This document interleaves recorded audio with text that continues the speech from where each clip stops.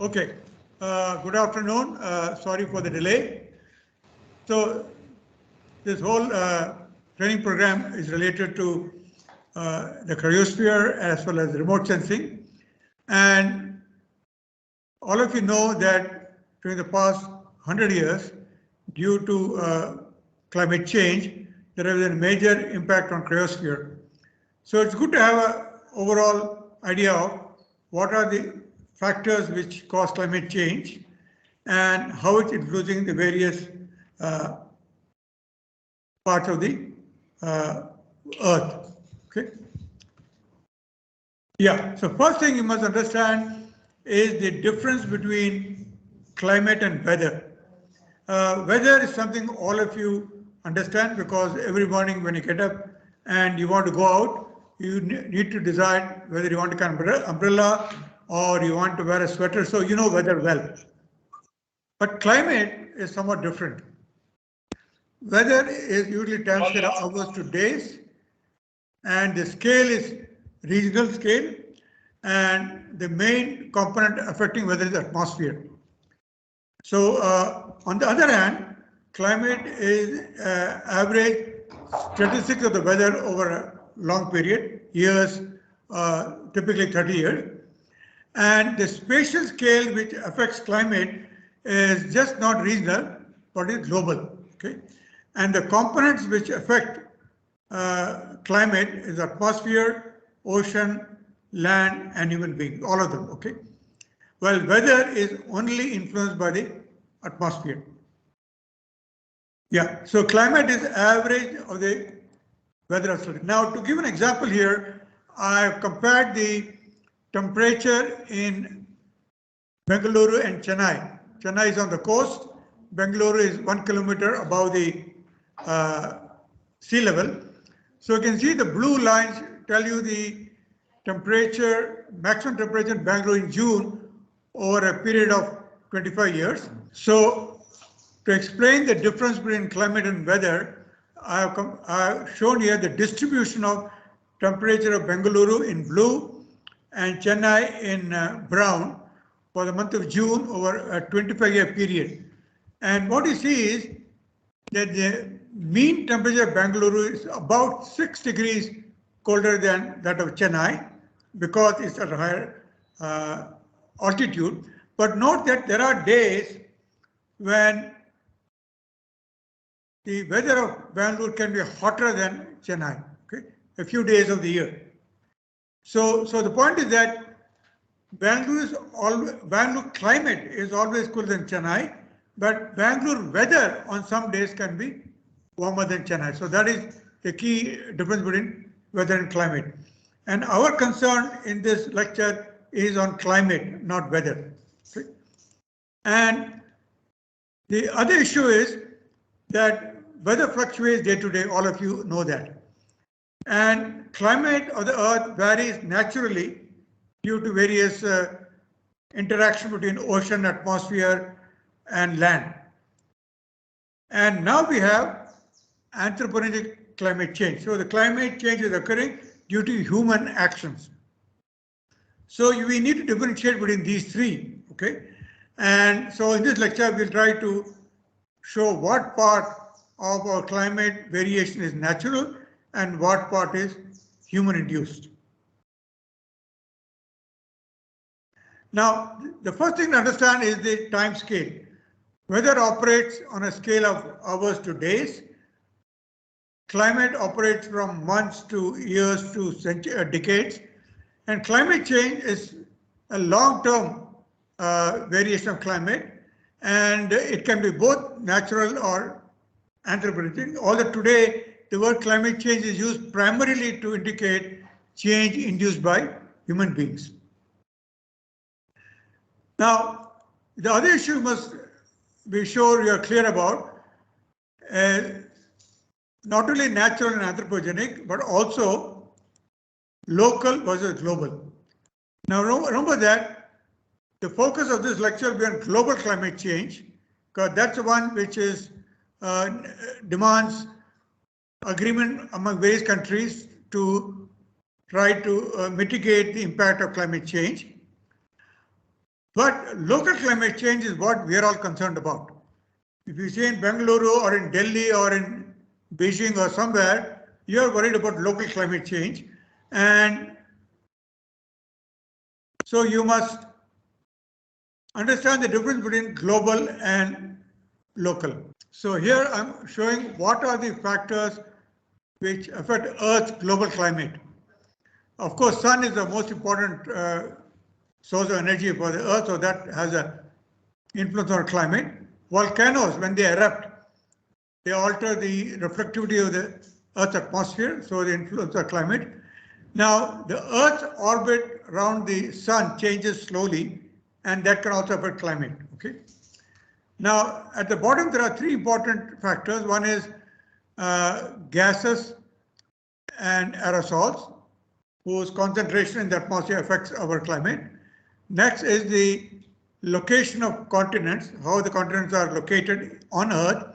Are they mainly near the poles or near the equator? And lastly, clouds and ice. Okay. So we will discuss how these various factors affect the Earth's global climate. Now, one of the interesting things about looking at the past climate is we came out of the last ice age 20,000 years ago. During the last ice age, the global mean temperature was around 8 degrees centigrade. Today it's around 15. Okay? And from the last ice age, the Earth's climate warmed gradually, and over a period of few thousand years, it reached the temperature 15 degrees centigrade around 10,000 years ago. So from 10,000 years ago to around 1800, the pre-industrial era, the temperature was almost constant, hardly changing. And because of that, agriculture expanded rapidly. The human population went from a few million to today to 7.5 billion. Okay? So remember that for agriculture, temperature has to be stable. And it was stable for the last 10,000 years, except for the last 100 years. Okay? So that's what we would like to know, understand why. In the last 100 years, the temperature of the Earth has wound up around 1.2 to 1.3 degrees centigrade. And you can see that from 1850 to 1900, Earth was colder than today. And starting around 1960, there has been rapid warming of the Earth, so that today our temperature is around 1.3 degrees centigrade higher than 1850. Okay? So this is the issue we want to understand. What are the factors which have caused this change?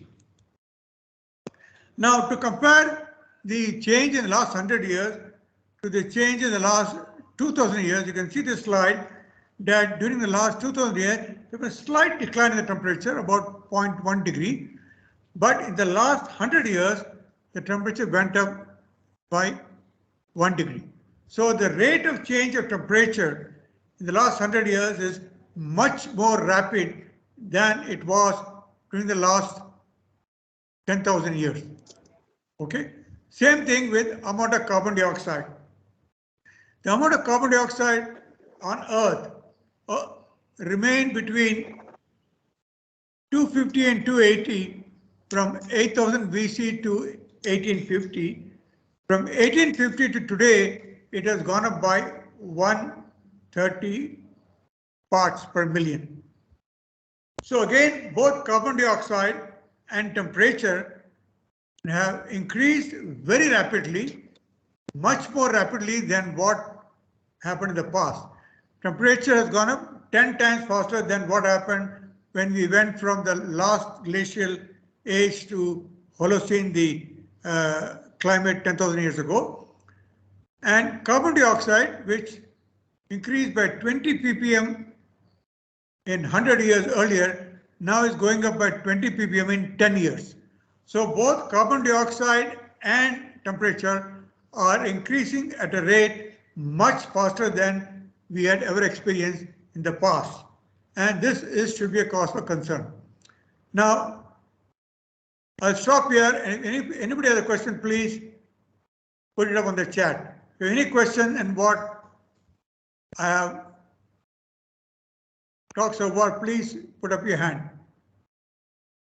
Does anybody have a question?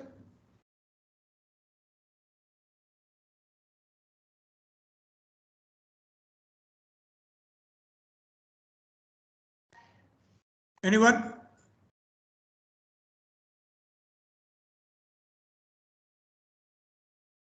Anybody here? Yeah, Malini has her hand up. Do you have a question? Can you unmute and ask a question?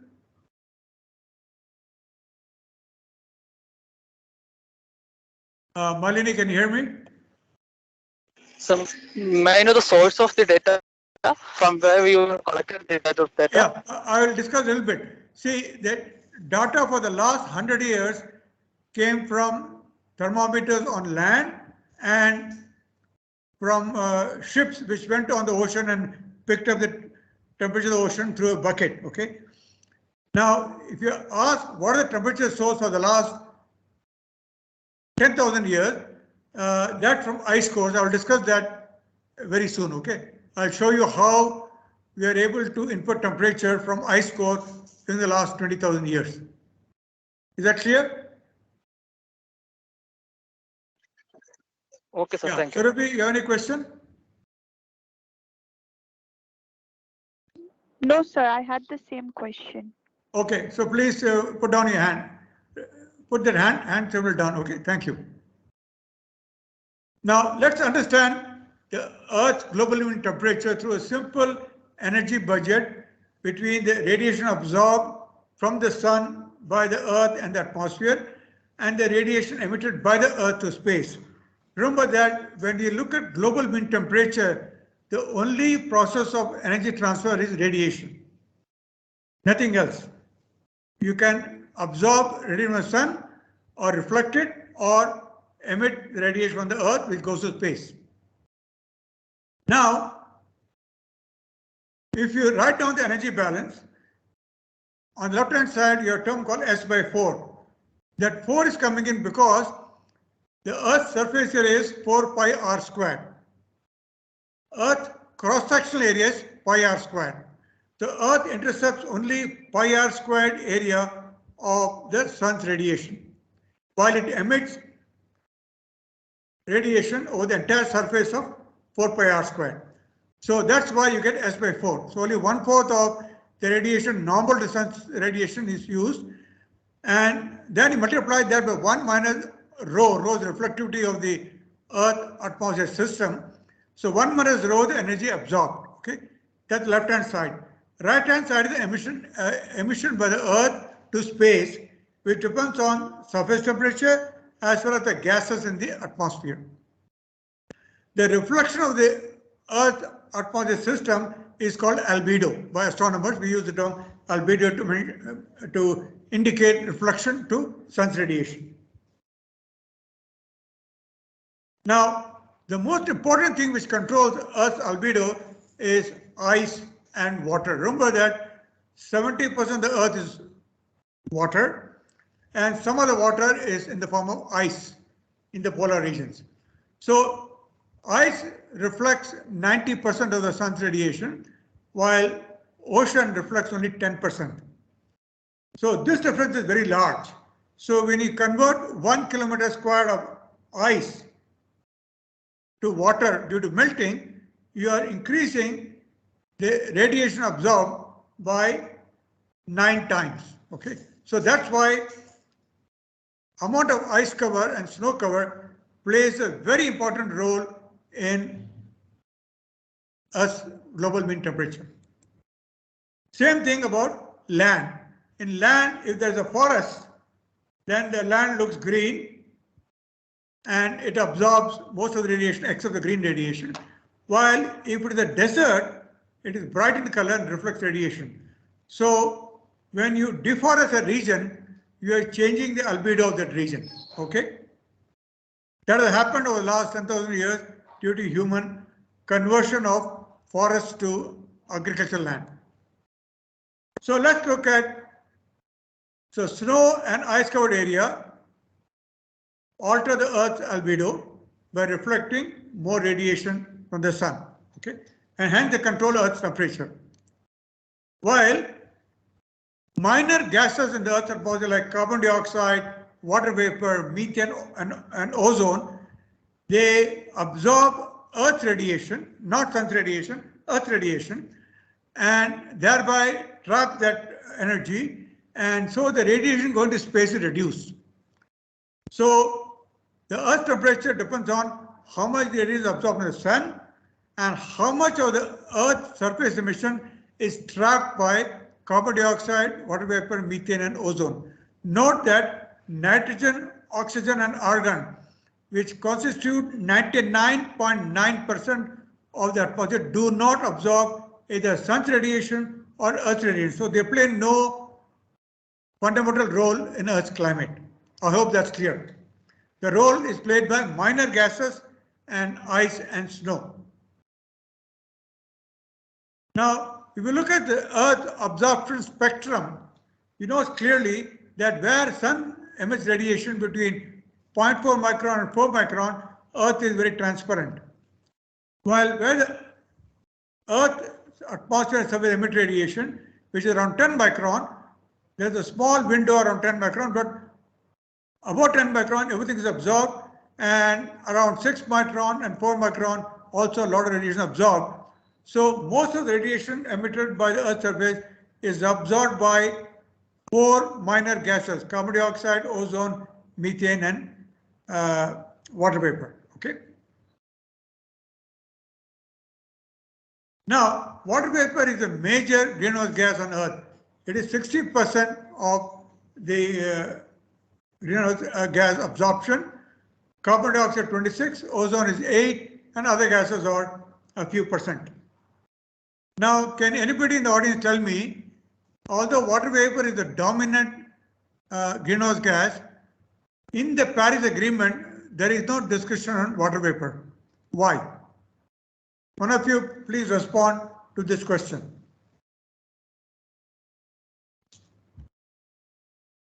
Anybody can put up their hand and answer the question. Sir, please repeat. Water vapor is not in our control, but carbon dioxide is due to our human intervention. Now, that's a good answer, but why is water vapor not in our control? Sir, because of larger surface area of ocean, sir. 70% of water No, let me Earth is covered by water. Carbon dioxide comes out of the ocean also. Ocean is large surface area, you are right. Lot of water is evaporated, so is CO2. CO2 also comes out. So what is the main difference between CO2 and water vapor, which makes CO2 go up all the time? What's the main difference? Because the carbon dioxide evaporated from the less area covered in the earth, but in case of water vapor, it's the maximum part of the earth covered by the water, so it evaporated because of sunlight. No, So no, both carbon dioxide and water vapor are coming out of the ocean surface. The key difference is carbon dioxide cannot condense at these temperatures. Carbon dioxide has to be cooled to very low temperature condense. So when you release carbon dioxide, it remains. It doesn't condense. Water vapor condenses. All of you who have gone on a two-wheeler know that at the exhaust, vapor is condensing into water, right? So on Earth, water vapor condenses very easily, and so the amount of water vapor in the atmosphere depends upon temperature, not on how much we release during combustion. I hope that's clear. So water vapor's main property is it can condense and become liquid water or ice, and so the temperature, the amount of water vapor on Earth's atmosphere depends on temperature. Well, CO2 doesn't depend on temperature. CO2 depends on how much CO2 is released by human activities or by natural processes. Is that clear? yes, thank you. Okay, sir. Okay. Now in order to understand these ideas, you must be quantitative. So greenhouse effect is calculated as radiation emitted by the Earth's surface, which if you take it at 15 degrees centigrade and a black body, emissivity is 1, then you can calculate it to be 390 watts a meter squared, sigma T to the power 4, okay? While the radiation that reaches the space, it is measured by satellites, is 240 watts a meter squared. So difference between energy released, energy emitted from the Earth's surface minus energy reaching space is 150 watts a meter squared. This is the greenhouse effect, okay? So this is the important number you must remember, that of the radiation emitted at the Earth's surface, 150 watts per meter square is absorbed by the atmosphere, and that's why Earth is not able to get rid of all the heat. We look at Venus. Venus at a very high temperature, close to 700 degrees Kelvin. So Venus emits 16,100 watts per meter square from the surface, but only 200 watts per meter square goes to space. So the greenhouse effect in Venus is almost 100 times higher than on Earth, because Venus contains about 1,000,000 times more carbon dioxide than Earth.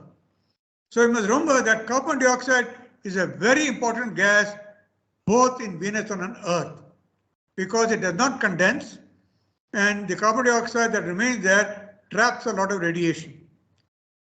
On Earth, most of the carbon dioxide is in ocean and in rocks as calcium carbonate, while in Venus, all of it has come out into the atmosphere. That is the main reason, okay? Now, in the last 100 years, the amount of carbon dioxide has gone up by 140 parts per million, and therefore that additional carbon dioxide traps additional heat of the order of 1.5 or 2 watts per meter squared. I'm sorry, the x-axis is not visible here. It's 2 watts per meter squared. Now, additional methane and nitrous oxide and chlorofluorocarbons, they contribute around 1.2 watts per meter squared. At the same time, human beings have released aerosols, sulfur dioxide, based sulfate aerosols, and so on. They cool the Earth, okay, by around 0.5 watts per meter squared. Earth's cloudiness has changed, so that also cools the Earth. So you can see that the net effect of human activities is to warm the Earth to higher CO2, higher methane, higher nitrous oxide, but cool the Earth because of higher sulfate aerosols and slightly higher clouds, okay? So both these have had an effect on Earth's climate. So the global mean temperature is controlled by carbon dioxide. Water vapor acts as an amplifier. If the CO2 goes up, temperature goes up, water vapor goes up, because water vapor amount depends on temperature. And so the amount of water vapor is controlled by CO2 because CO2 controls temperature. I hope that's clear. Now, this can be best understood graphically. I have drawn the Earth emission in dotted lines, Earth emission as a function of temperature of the Earth, going from 220 to 310. Earth absorption of radiation is the black line. Now, Earth absorption is a complicated curve because when the Earth is at a very low temperature, Earth is mostly ice covered and hence absorbs less radiation. When Earth is almost ice free like today, it absorbs more radiation. In between, it absorbs a little bit less. So this solid line is like an S curve. Dotted line is a slightly curved monotonic line. They cut each other at 3 points. So the intersect between the dotted line and solid line are the 3 solutions to Earth's climate for the present value of the radiation coming. Is that clear to all of you? So we have solved this problem graphically by looking at the balance between absorption and emission. Is that graph clear to all of you? Anthony, do you have a question?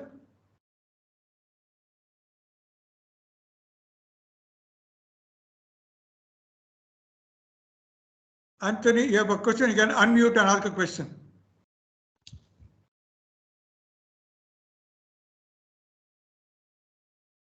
Anyone? Anthony Joe, do you have any questions? You have raised your hand. Please unmute and ask if you have. Anyone else? Okay, hope you understood this important idea that the balance between absorption and emission results in three possible solutions to Earth's climate. The 15 degrees centigrade is the present climate. Last ice age was around 8 degrees centigrade, and the snowball Earth, where Earth is completely covered with ice, was around 235 Kelvin. Okay, this happened about 1 billion years ago. We have geological evidence to show that Earth was once completely covered with ice and snow. So all the three were our part solution. Today we are here due to a long history through which Earth's climate evolved in the last billion years. Billion years ago we were snowball Earth. Slowly the snow disappeared, CO2 increased, and Earth got into the last ice age, and finally it has come into the present climate. I hope it's clear. Hello. Yes. Hello. Suraj, Yeah, so I have one question. yeah. That the 15 degrees Celsius, that is the present climate. And before that, there was the ice age. Yeah. And before that, a snowball Earth. So what are the possibilities for the future? That is there any age? Yeah. Let me explain. I'm going to discuss near the end of this lecture what will be the future temperature. That will be somewhere to the right. Okay. Because as we melt the ice more and more, this black line with horizontal will start going up. Okay. Because Earth will absorb more radiation. It will go and intersect again the dotted line at some higher temperature. So I will discuss that at the end, where we'll go in the future. Okay. So I do have one doubt, sir. Yes. The amount of energy absorbed in the lower edge is much greater than that of emitted one. How far it is possible the amount of energy that is we have given input, but the output is much higher than that of the input. What might be the reason and how? No, let me explain. In steady state, absorption and emission have to balance. If it is imbalanced, like right now, there's imbalance. Right now, the radiation that is absorbed by Earth is more than that is emitted because of additional CO2. That's why temperature is going up slowly. Okay, but in steady state, it cannot. It has perfectly balanced. I've given you three steady state solutions. Okay, let me give an example. Suppose you are in this red point here, and suppose your temperature slightly goes up by, let's say, 1 degree. Okay, and nothing else changes, then Earth will emit more than is absorbed, so temperature will come back.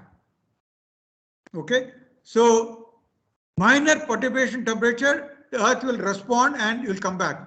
But if you go on putting CO2, that balance cannot be achieved. Okay, so presently we are in a situation imbalance.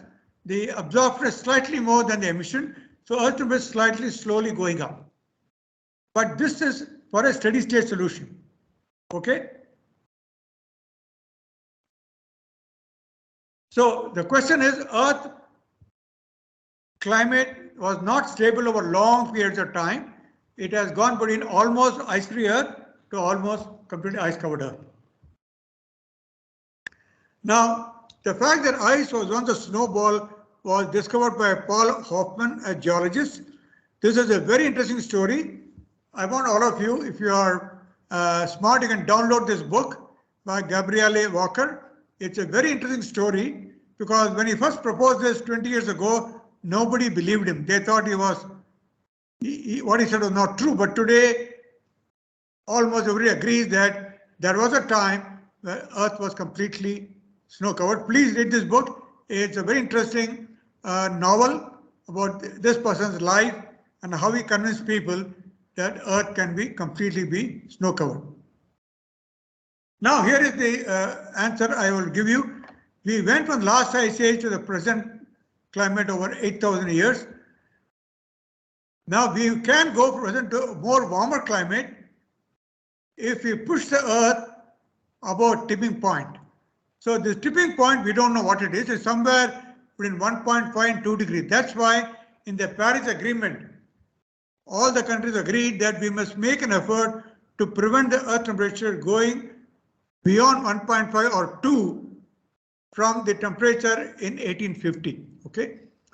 So this is the worry everybody has, that if you continue to be very careless and continue to release CO2, it is possible that Earth will reach some other climate much warmer than today, almost ice-free. Today we have some ice in the Antarctic and Arctic. All this ice can melt and we can reach a much warmer climate, which will not be good for agriculture. So is that clear?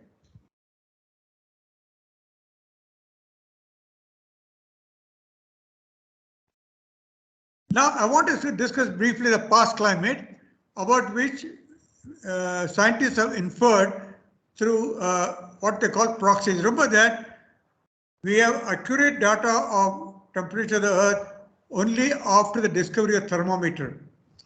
Before thermometer was there, one could not get a quantitative measure of temperature. So before 1850, if you want to know the temperature, you have to use some other method other than thermometer. Now this was discovered about 40-50 years ago. Many scientists and engineers went on an expedition to Antarctica, to a place called Lake Vostok, and drilled a 4-kilometer thick layer of ice. Okay, this ice deposited on Antarctica over the last 30 million years. Okay. So this ice, which was deposited in Antarctica over the last 30 million years, contains the history of the Earth. Okay. So scientists have been smart enough to take this ice and try to find out from the ice the temperature and the concentration of gases in the air bubbles which are there in the ice. Okay. This is the ice core coming out of the Antarctic Vostok ice core, and from there the ice contains two isotopes of water. One is H2O, which is O16. The other is H2O18. You know that oxygen comes in two major isotope form, 18 and 16, and the ratio of the amount of heavy isotope water versus light isotope can be used to find the temperature. Now in this lecture I don't have time to give you the details of the method. Please go to Wikipedia. It has a nice article on how isotopes are used to measure temperature. Okay. Now based on that, from the Vostok ice core, over the last 415,000 years, we know that most of the time Earth was about 8 degrees colder than the present. Okay. And occasionally it was 2 to 3 degrees warmer than present. So this is the story, that Earth was cold most of the time in the last 400,000 years, but occasionally the Earth became warmer for a short time, then went back into the ice age. So I want you to understand this through this graph here. You can see that the Earth was mostly, the Earth was mostly in the ice age state. Occasionally it became warmer and then went back to the ice age. Okay.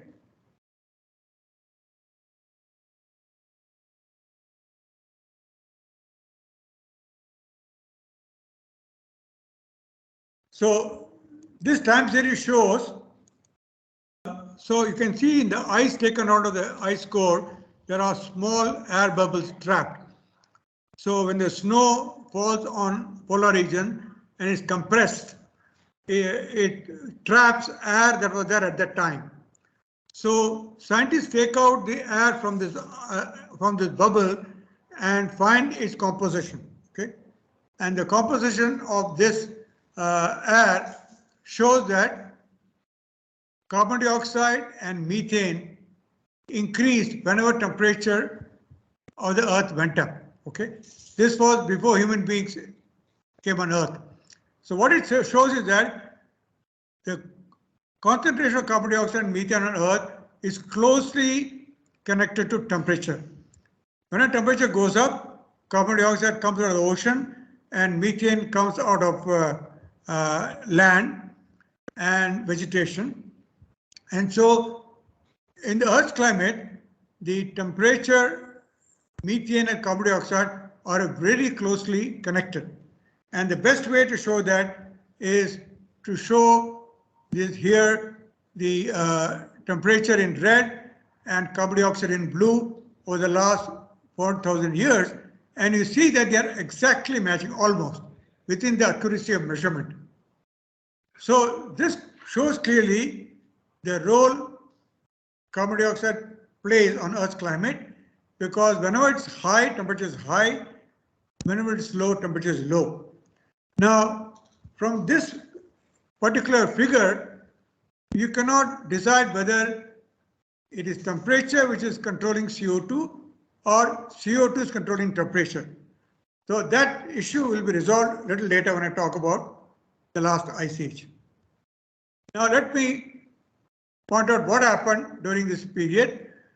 During the last 400,000 years, the Earth's climate changed because of the changes in Earth orbit around the Sun. All of you know that Earth's orbit around the Sun is an ellipse, and Earth's rotational axis is inclined to the Earth-Sun plane, and also the direction where the Earth's pointing is also has changed. Because of that, the amount of radiation falling in the polar regions changed. When the radiation changes, it increases the temperature, and as soon as temperature goes up, ice melts, and this causes what is called a positive feedback.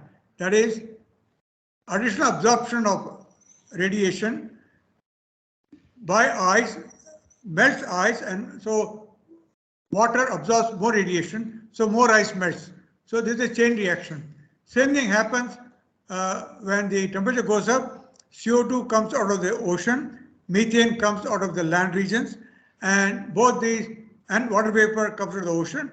All the three increase the greenhouse effect and decrease temperature. So two independent mechanisms exist to further increase the temperature. So this is what happened. Now, if you look at the carbon dioxide on Earth, based on geological evidence, one can look at a carbon dioxide variation over the last 400 million years, okay? And so there were times when carbon dioxide on Earth was 1,000 parts per million, much more than today. And so this variation is on account of the natural carbon cycle on Earth, in which carbon dioxide is released by volcanoes, and then it is absorbed by the ocean and the land, and there's a slow cycle over a million-year time scale where the Earth releases CO2 through volcanoes and absorbs CO2 through ocean and land regions. So this is a long-term slow change in carbon dioxide. Now, if you compare the change in carbon dioxide over the last 100,000 years, here shown in blue, to the almost constant carbon dioxide over the last 8,000 years, which is the period before the industrial revolution, and the last 100 years, when the carbon dioxide went up suddenly due to industrial activity. So there are three phases here. The slow changes in carbon dioxide due to changes in temperature of the Earth caused by the changes in Earth orbit around the Sun. This is called the Melancholic Cycle, after the scientist Melancholic, who proposed it 100 years ago. And the period where CO2 is almost constant is the period between 8,000 years ago and 1850, where the Earth maintained almost constant temperature. and because of that CO2 remained constant. And in the last 100 years, when the temperature has gone up by 1.4 degree and CO2 has gone up by 130 or 140 ppm.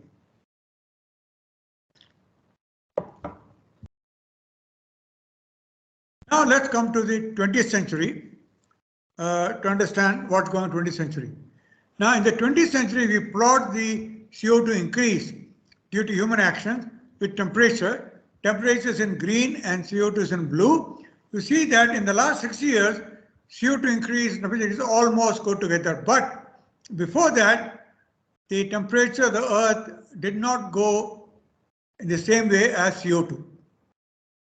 Which means before 1950, both natural processes as well as human-induced processes had a control on climate.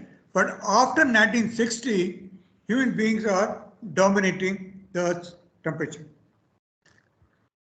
Temperature change, okay? Now, during the last 100 years, of course, sun's output has fluctuated. But notice that the fluctuation is not large. It is about 1 watt meter squared in 1360 watts per meter squared. That is, it is less than 0.1%. So this smallest change cannot cause a change of 1 degree. It can cause a change of 0.1 degree centigrade, but not 1 degree. So here I compare the temperature change caused by CO2, which is in red, and temperature change caused by solar, which is in green. Solar radiation variation is cyclic, 11-year cycle. So it cannot change temperature more than 0.1 degree, but human-induced CO2 increase has monotonically increased the temperature by 1.4 degree. Okay, I hope that's clear. Now we look at the last 150 years or so, sun's radiation changed a little bit more. We had a moderate minimum around 19th century when Earth was very cold, but even that only changes temperature by around 0.4, 0.5, cannot change by 1 degree. Okay. Now one more natural cause is that is volcano. Volcanoes erupt once in 30, 40 years. The last major eruption was 1991, was Pinatubo in Indonesia. When volcano erupts, it releases lots of gases. Sulfur dioxide is an important gas it releases. That becomes sulfate aerosol, which reflects sun's radiation and cools the Earth. Okay.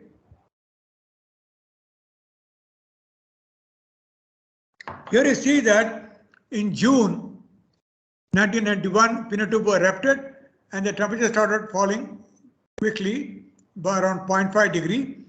But after some time, the sulfate aerosol started settling down. Okay, and so the air became clear, so the temperature started rising, and by 1994-95 it came back to the original value. But notice that if you do not allow water vapor to increase in a climate model, then the temperature does not temperature goes down more if water vapor changes, but if water vapor does not change, that's in red. The change is less. So water vapor plays a role as a feedback. So here volcano cooled the Earth, Earth became cold, water vapor went down, so Earth cools further because the greenhouse effect water vapor is lower. So let me stop here and see any question.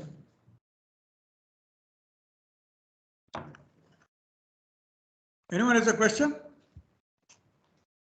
Actually, sir, in chat box, one question was there. Let me see. How to reduce the carbon dioxide in the environment? Huh? What's the question? How to reduce the carbon dioxide in the environment? See, the carbon dioxide has gone up by 140 ppm in the last 150 years. Now to reduce it, you have to find a way to capture CO2 and store it deep inside the Earth. So there is research going on. For example, those of you who know chemistry, you can think of some alkaline solution which you absorb CO2 and convert it into calcium carbonate. Okay. So that's one way to do it, but it is a very slow process and very expensive. So right now it is not a practical way to remove CO2. The other way is to grow more trees. All of you know tree converts CO2 through photosynthesis. But even that will reduce the CO2 by at the most 4 or 5 ppm. It requires a lot of land to be converted into forest for you to reduce CO2 by 140 ppm. Okay. So the only way today to control CO2 is to not release CO2. Okay. But in another 50 years, human beings may discover ways to remove CO2 rapidly. There is a lot of research going on. One of these days you might find a way to remove CO2. So suppose in the meantime, Earth temperature starts bumping very rapidly. Is there any other alternative? I would say yes. If you are desperate, you can put some sulfate aerosol in the stratosphere. Okay? That can reflect the sun's radiation and cool the Earth. But that is a temporary measure. It's not a permanent solution. It's a temporary solution. Okay? And that's called geoengineering. Either you remove CO2 or you try to cool the Earth by reflecting sun's radiation. There one more question is there. Is there any method for measuring methane? Yes, today's satellites measure methane regularly. You can go look up the NASA website. You can get the data on methane emission on a daily basis. Okay. We will discuss that tomorrow's lecture on remote sensing. Any other questions there in the chat box? Actually, one is there, but I couldn't understand the question. Anushree Singh is there. Can you please ask your question? Yeah, she said there are many studies going on carbon capture and storage, but they are not yet practical. They are very expensive. Okay. But I expect that people will find ways to capture CO2 more efficiently. But right now they are very expensive. They are not practical solutions. So the best way to reduce CO2 increase is to cut down the CO2 emission. One more question is there, sir. Yeah. Is urban heat island a sign indicating climate change? Urban heat island is a sign of local climate change. For example, Bangalore has warmed by 2 degrees in the last 100 years. After which 1.4 you can blame CO2 and water vapor, but the remaining is due to concrete being put on cities. So we have a lot of concrete in the city, it absorbs sun's radiation and stores it, and at night the temperature goes up. So urban heat island is a local phenomena. It is not there everywhere. For example, in Bangalore now, if you go outside Bangalore, it is cooler. Bangalore is about 1 to 2 degrees warmer than the surrounding rural areas. Okay, so urban heat island is not under discussion in the Paris Agreement because it's a local phenomenon. While the global temperature change is caused by all of us, so all of us have to get together to find ways to control it. Is that clear?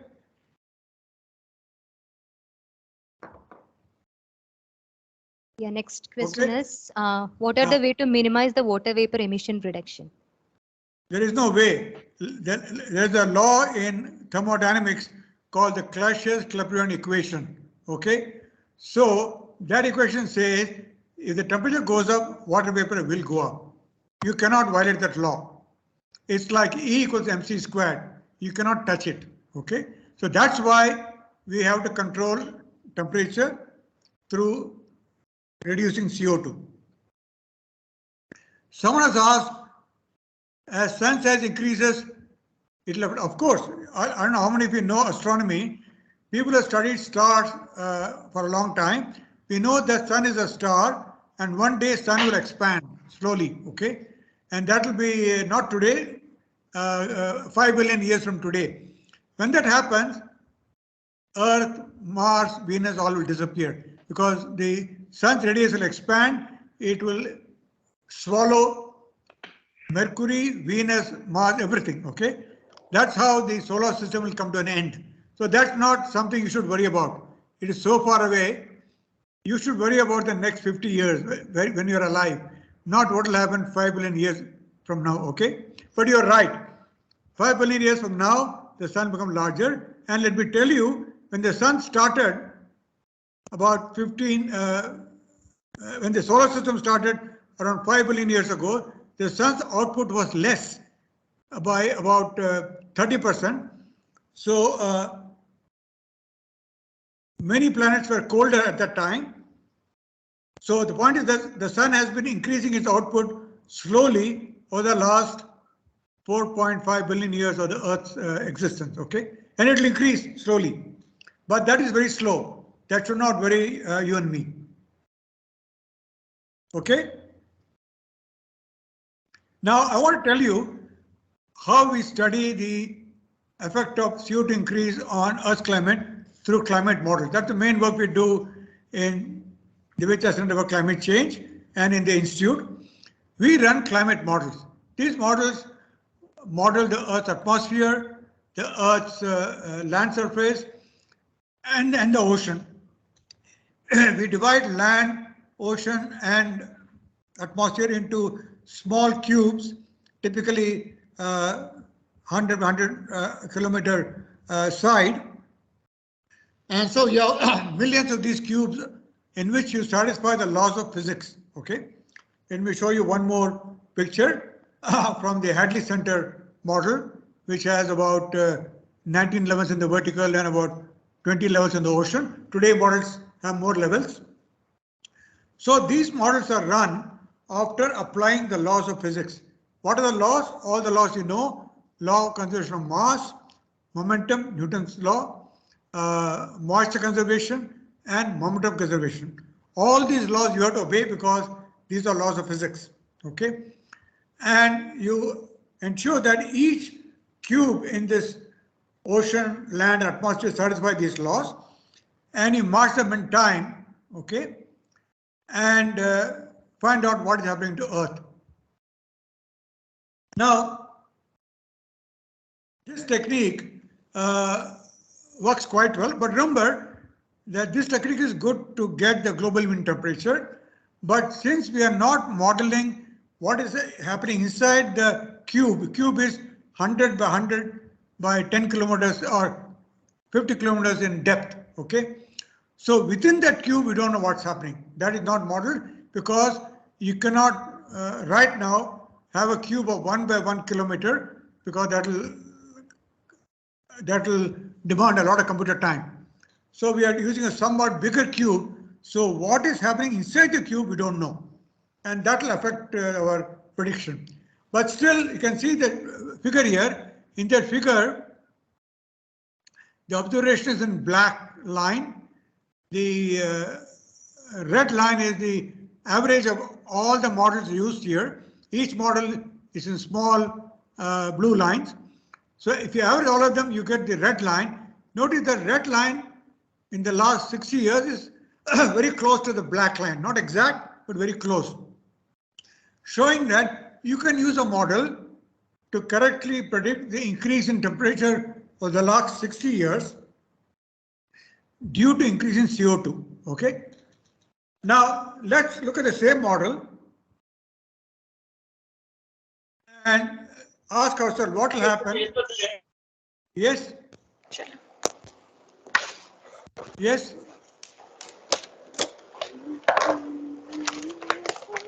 What's the question?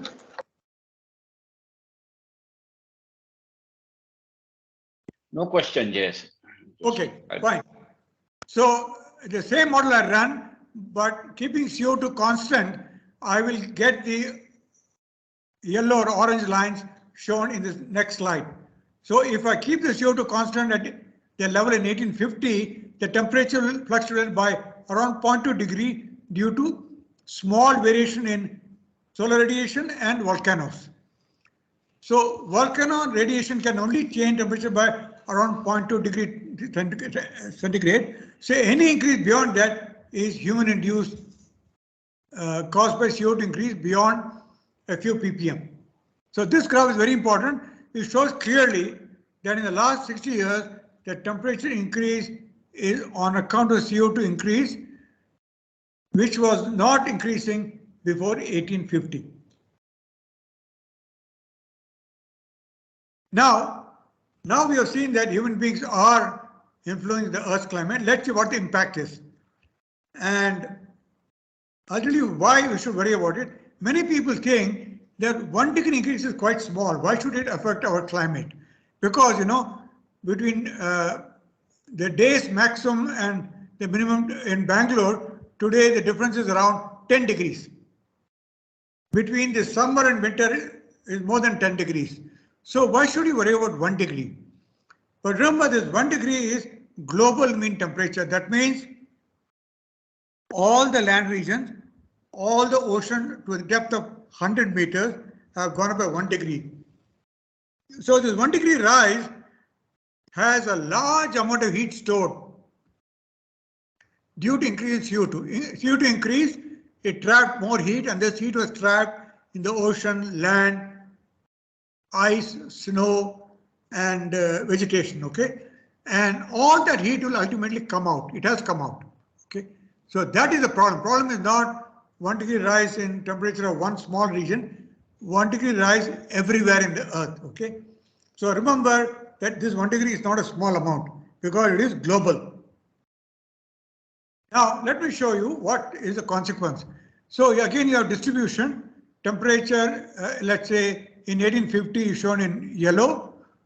Temperature today is shown in red. Distribution over the entire earth over all months. You see that because of 1 degree change in temperature, there is a shift in the distribution of temperature on earth. So today you are getting temperatures which were never seen 100 years ago. And so the extremes are coming in the right corner, and these are new values which were not seen 100 years ago. Okay. I'll give an example from Bangalore. In Bangalore, 100 years ago in winter, the temperature went down to 10 degrees centigrade. Today, it doesn't go below 14 or 12. Okay. So because of the shift in the temperature over the last 100 years, both due to CO2 and urban heat island, there is a more than 2 to 3 degree warming in the minimum temperature in Bangalore. Okay, so remember that global mean temperature of 1 degree is not a small quantity. It has an impact locally and globally.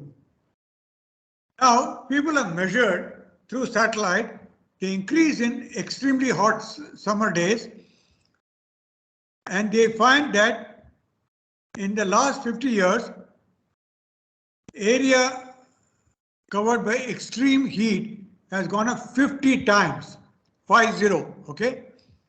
So 1 degree change in global temperature has increased the area covered by extreme heat 50 times. So this is what you have to appreciate.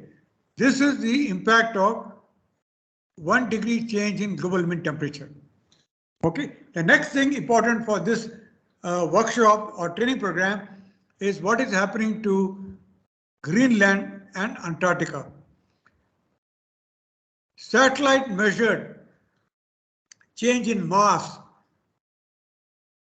shows that in Greenland, the mass has decreased by thousands of gigatons, and over Antarctica is somewhat smaller than Greenland because Antarctica is much colder, but both have gone down in the last, only the satellite has measured only last 12 years of data, but you can see a rapid decline. Okay, can anybody guess how this decline in mass was measured by satellite? Can anyone tell me? On the chat box. How was the mass decrease in Greenland and Antarctica measured?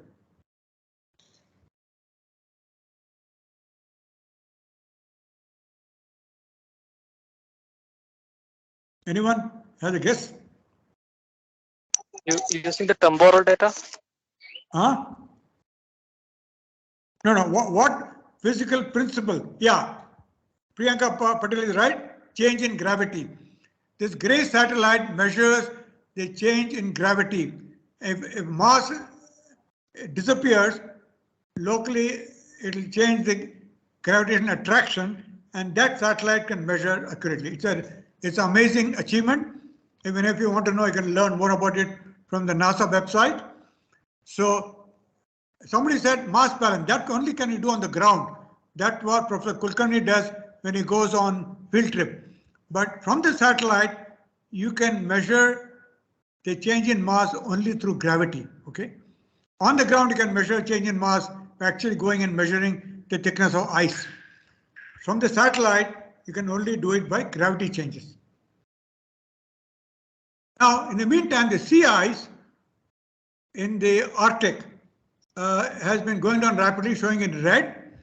And what is worrying is the climate model shown in black with the range of values are showing a lesser change than observation, showing that our climate models are not perfect. They can go wrong. Okay, they are very good, but they can go wrong.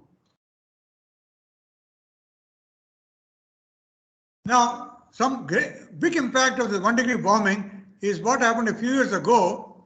Climate change and global warming caused a glacial river in Yukon in Canada to change direction. Now, this is amazing. I don't think it has happened in Himalayas. At least nobody has observed it.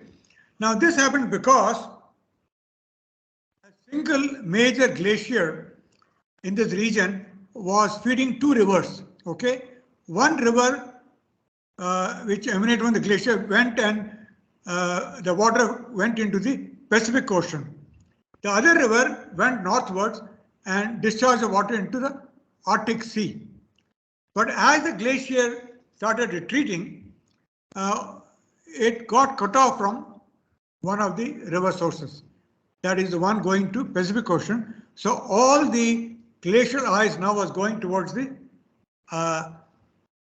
Slims Valley, and so there was no water going to the other river. So one river completely stopped. Now this is a shocking result. Luckily, this part of Canada, there are nobody living. Okay, it's a wild area. So the river stopped flowing, but nobody noticed it until geologists went to visit it. But imagine if this happens in India, it will be a disaster, because in India, people live almost up to the heights of 8,000 feet in Uttarakhand, Himachal and Sikkim.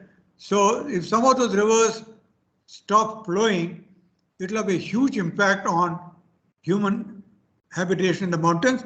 And Professor Kulkarni will discuss this issue in the next fortnight. Okay.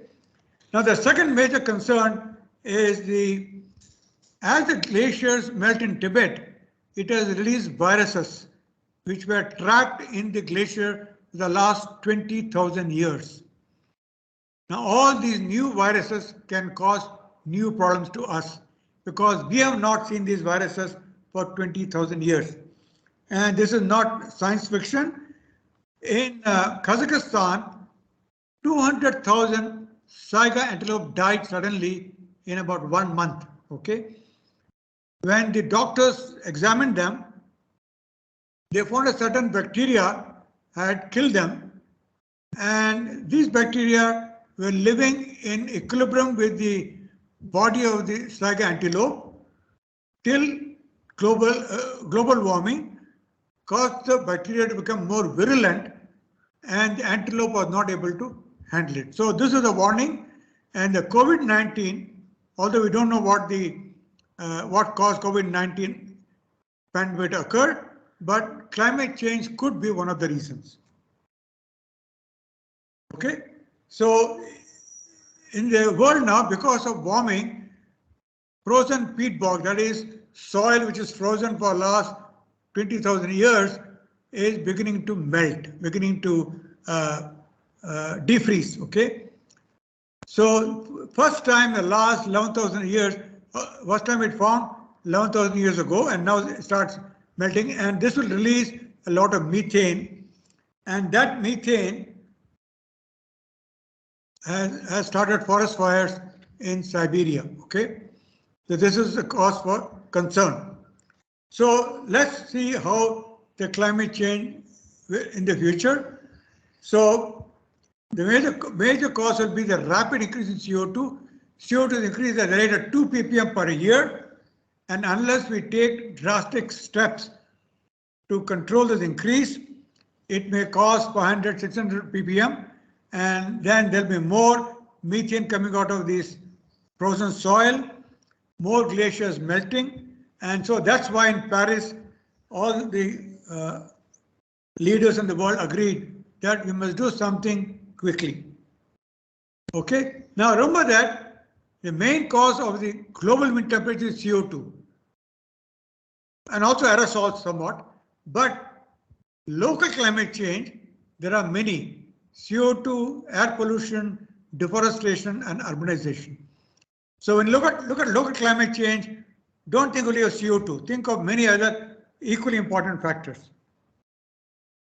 So let me point out that in the past, during the ice ages, sun was the driving force of the change in climate. Today, the driving force is CO2, which is increasing due to human actions. Okay, and the way it works is CO2 increases, temperature goes up, water vapor increases immediately, causes more greenhouse effect and more temperature change. Ice becomes water, it absorbs more and causes temperature change. So the feedback process is same, but the trigger is different. Trigger was sun, here the trigger is CO2, and CO2 is increasing much faster than the way sun was contributing to the change. Okay.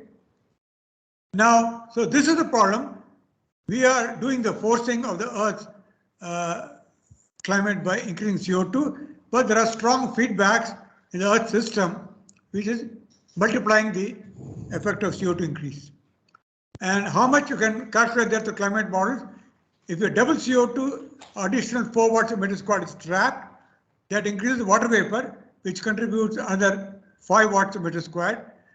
Then there is melting of ice, which causes further increase. And there is change in cloudiness, which can increase or decrease the warming. So all these put together can cause up to 3-degree warming, okay, in one of the models. Now, so there's a range of values given here by IPCC. If you allow CO2 to increase very rapidly, then it can go up to 6 degrees, 7 degrees. While if we are able to control it as per the Paris Agreement, we can restrict it to around 2 degrees. There's a blue line here. Okay, so this is in our control. It's not that nothing can be done. It can be done, but it has to be done quickly, because CO2 once released is not easy to bring it down. So one more warning is there is abrupt climate change. Now, so far the climate change has been slow, about 1 degree in 100 years, but one cannot be very casual and thinking that there's more time. No, there can be sudden changes. One of them is when ice starts rapidly melting in Arctic, Antarctic and other regions, then it causes a change in the density of the ocean. When ice melts, ice has a lower density than seawater. All of you know that. So seawater becomes less dense. So seawater, which starts moving due to the higher density of saline water, will stop moving. If it stops moving, then ocean circulation will stop. Okay. Presently, ocean circulation is taking hot absorbed radiation in the tropics all the way to the poles and making the poles a little warmer. Okay, that is the natural transport of heat from the tropics to the polar regions. If this stops, then Earth's climate will change rapidly. Okay, it has happened in the past. We know that, and so this is what was proposed by Stommel, oceanographer, more than 60 years ago, that if you alter the ocean circulation, then suddenly it will rapidly collapse circulation, and this Atlantic Meridional Ocean Circulation, MOC, may suddenly stop. It is slowly declining now, but we don't know when it will suddenly stop. So that is a warning, and They think around 750 ppm it will happen. It may happen earlier also, we don't know. And it has happened in the past. About 40,000 years ago, Antarctica started warming due to increase in sun's radiation. As Antarctic warmed, CO2 increased in the southern hemisphere, and that CO2 then traveled to the whole world. The global mean temperature increased, that's the green line. And once that increased, the Atlantic circulation slowed down, and that caused further warming, and we reached the warm conditions of the last 10,000 years. So this has been documented by careful study of the ice core. And so this is the ocean circulation working. This is slowing down and this is stopping. Okay. Now this is a model showing it is declining and it might come to a stop in another 50 to 100 years. So lots of recent papers are warning that this is already happening. So we need to be very, very cautious. Now this is an animation showing how slight perturbation of the Earth's climate can take it to a different state. Okay, and this is called tipping point, and a lot of papers have come out warning that although the chances of it occurring is very low, but if it happens, it will be a very difficult situation. It's too risky to wait and watch what will happen. For example, India presently with the rainfall of about 890 millimeters and temperature mean 25 is in a savanna climate as per the Köppen classification. But if the rainfall comes down and temperature goes up, we can become a desert, okay, like Rajasthan. So we need to be careful. We have to ensure that rainfall doesn't go down and temperature doesn't go up too much, because then we can go to a different climate regime. Okay, and when that happens, the amount of agricultural yield will go down in countries like India and China and Africa. Now there are many places on Earth where the tipping point can occur. I will not talk about it now. If you have any questions, you can send me and I can respond to it. So the warning IPCC is giving is climate change is only one of the perturbations we are doing to Earth's environment. There are other things like water quality, air quality, soil degradation, and ozone hole all have been done by human beings. So we have to change the way we are doing things, because climate change is only one of the causes. There are many causes, all connected to human actions. Okay, and so let me conclude by saying there is no doubt that Earth's climate has changed. Human beings are responsible, and the climate change is bad, and we can control it provided we take strict action in the next 10 to 20 years. Okay, and that's why in Paris all the leaders agreed, although they know that stopping climate change is a tough decision, but they realize that it has to be done. Okay, now let me end by saying in the last 2 years I've gone through the deadly coronavirus. It came suddenly and our government responded to it. We went through a lockdown, we had vaccination, all that we did quickly, and that's good news. But climate change is happening very slowly. So our leaders and all the people are not responding to it because it is not an acute emergency.